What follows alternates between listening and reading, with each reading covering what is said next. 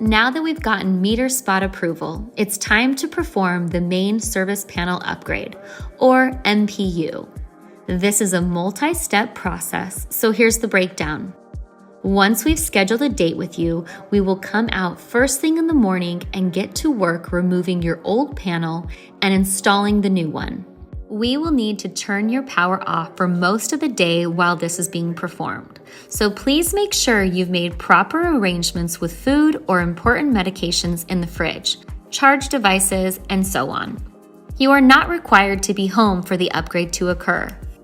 Many times, but not every time, there is a rough inspection that will be performed by the city or county permit authority, confirming that the new panel was installed safely and correctly according to the approved set of plans.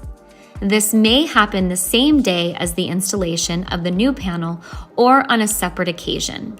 In case stucco was removed to install the new panel, there will be a second date scheduled with you after the panel installation is complete to come back and fill in the hole left in the stucco. Don't be concerned when you see the stucco missing after the first day.